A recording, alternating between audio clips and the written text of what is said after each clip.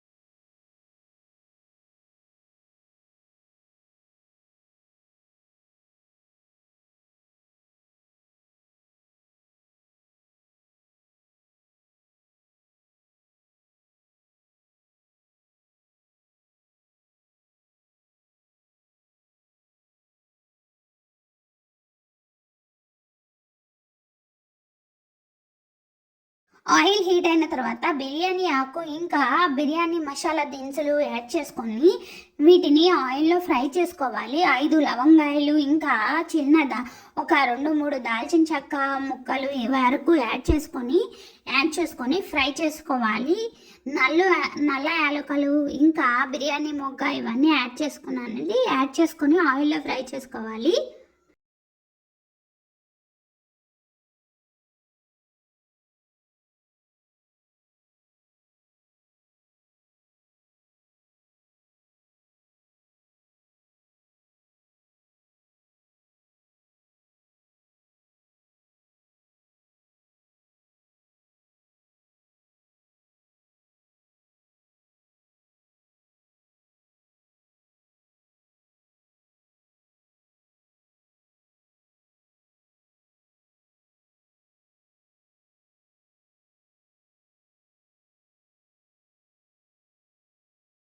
ఇవి ఫ్రై అయిన తర్వాత 1 టేబుల్ స్పూన్ షాజీరా కూడా యాడ్ చేసుకొని ఫ్రై చేసుకోవాలి.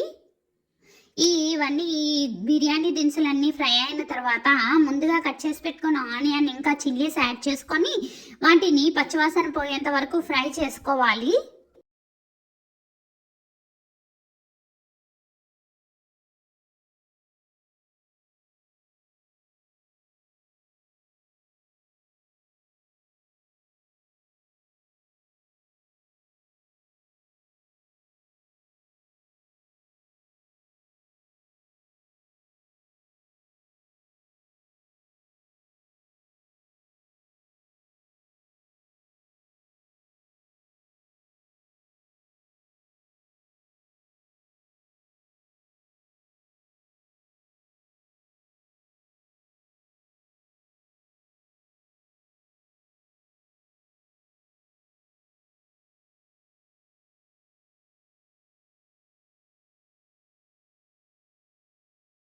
ఈ ఆనియన్స్ ఫ్రై అయిన తర్వాత 1 టేబుల్ స్పూన్ వరకు అల్లం వెల్లుల్లి పేస్ట్ యాడ్ చేసుకొని దాన్ని కూడా పచ్చివాసన పోయేంత వరకు ఫ్రై చేసుకోవాలి.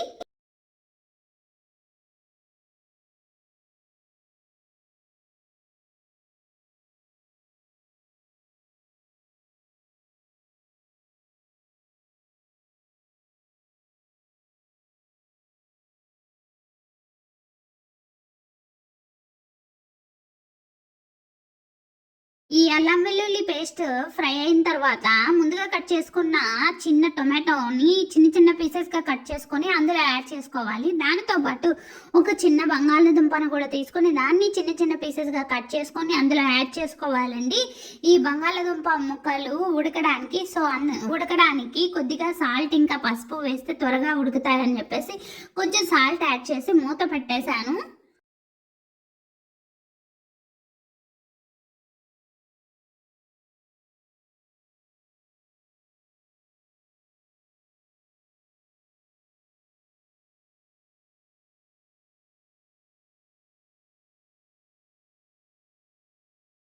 ఈ బంగాళాదుంప ఇంకా టమాటో ఉడికిన తర్వాత 1 కప్ తోటకూర, 1 కప్ పాలకూర, ఇంకా 1 కప్ కొత్తిమీర యాడ్ చేసుకొని ఈ ఆకులు మెత్తగా అయ్యేంత వరకు మనము ఉడికించుకోవాలి.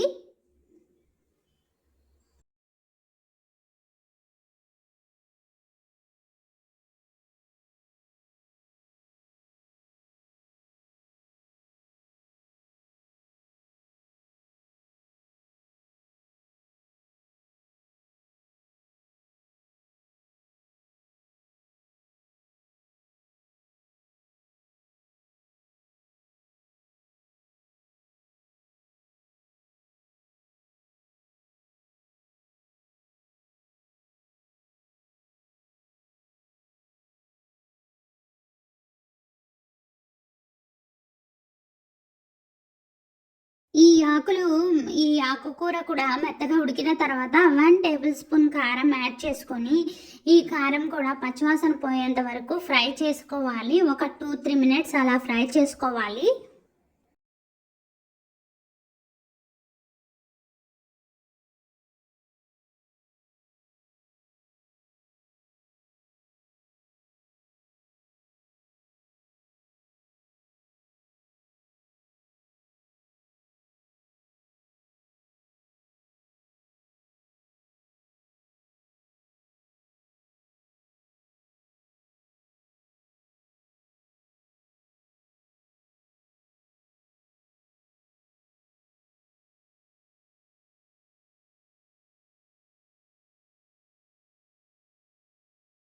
ఇలా ఫ్రై అయిన తర్వాత 1 గ్లాస్ రైస్ తీసుకున్నాను. ఆ రైస్ని ముందుగా 1 గంట ముందు నానపెట్టుకొని దాన్ని శుభ్రంగా క్లీన్ చేసుకొని ఈ కుక్కర్లో యాడ్ చేసుకున్నాను. యాడ్ చేసుకొని బియ్యాన్ని కొంతసేపు ఆయిల్లో వేయించుకున్నానండి.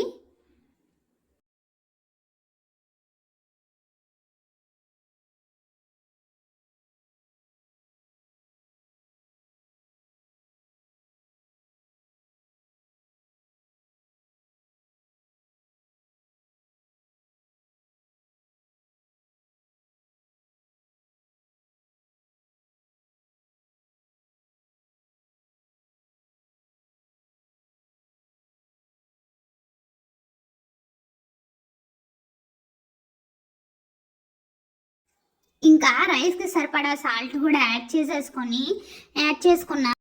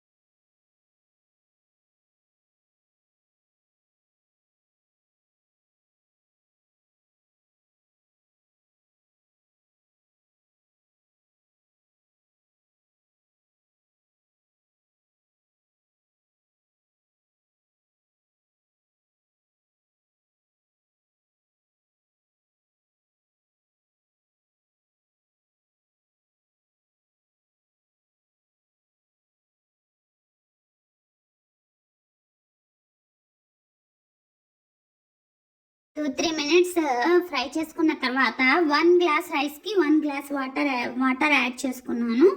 వాటర్ యాడ్ చేసేసుకొని మూత పెట్టేసుకొని హై ఫ్లేమ్లో 2 విజిల్స్ వచ్చేంత వరకు ఉంచుకొని స్టవ్ ఆఫ్ చేసుకోవాలి.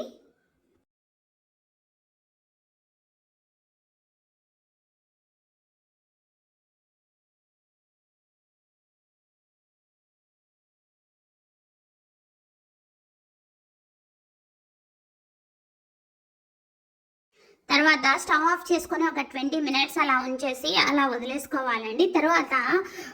తర్వాత మూత ఓపెన్ చేసేసి దానిలో మనము ఆ రైస్ ఎలా ఉందో చూద్దాము మూత ఓపెన్ చేసి.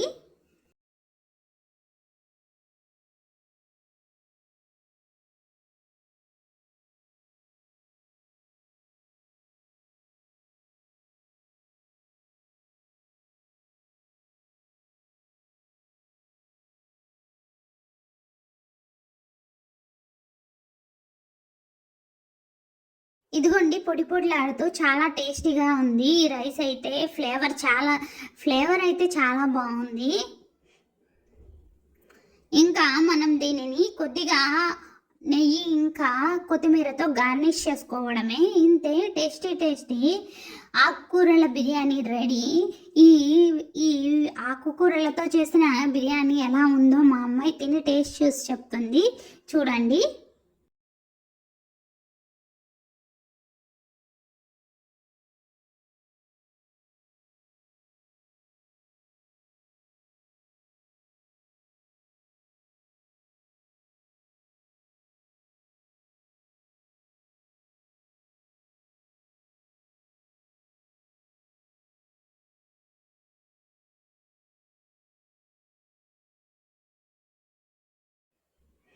తనకైతే చాలా బాగా నచ్చింది, తిని సూపర్ ఉందని చెప్తుంది. మీకు కూడా నచ్చితే మీరు కూడా ట్రై చేసి ఎలా ఉందో కామెంట్ బాక్స్లో కామెంట్ చేయండి.